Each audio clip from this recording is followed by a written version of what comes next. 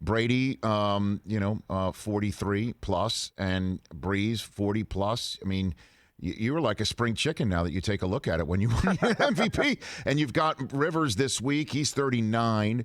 Put Brady and Rivers in the same basket here as two guys who are in the same, I guess, age group, tax bracket, if you will. Not nearly as decorated in their careers, but in new offenses this year. You're seeing Phillip this weekend, and you're looking at Brady right now in Tampa through 14 weeks of football. Is Rivers hitting a stride and Brady still not comfortable? How do you see it, Rich Gannon, here? I think the Rivers situation going to Indy was a better fit.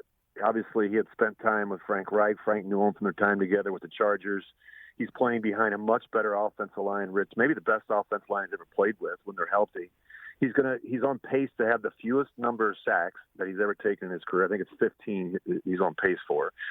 He's got a more experienced and a better play caller than he had a year ago, who understands the importance of the running game, especially with a 39-year-old quarterback who lacks mobility, and he's getting the ball out quick. Unlike last year where they're holding the ball, trying to push the ball down the field. I mean, this year it's about the short, the intermediate passing game, a lot of first down throws, a lot of play action game. You're seeing Phillip under center a little bit more than we had early in the season. And, now you got Jonathan Taylor, who, had a season high rushing performance last week against the Raiders. So I think that bodes well for them. In terms of Brady, I've talked to some people down there. There's something they're just not firing on all cylinders. And I think it's, you got Bruce involved, you got Byron Leftwich involved. Brady is used to doing it a certain way. And I always felt like this was going to be the challenge. Tom had been in one system for 20 years. Think about it. When he first started with the Patriots, he had Charlie Weiss. When Charlie Weiss left, Bill was smart enough to know, hey, look, we're not going to bring in someone from the outside. We're going to promote someone from within. So he promoted a guy, a receivers coach that hardly anyone ever knew, in Josh McDaniels. Well, then when Josh left, they promoted another guy that hardly anyone ever knew, Bill O'Brien.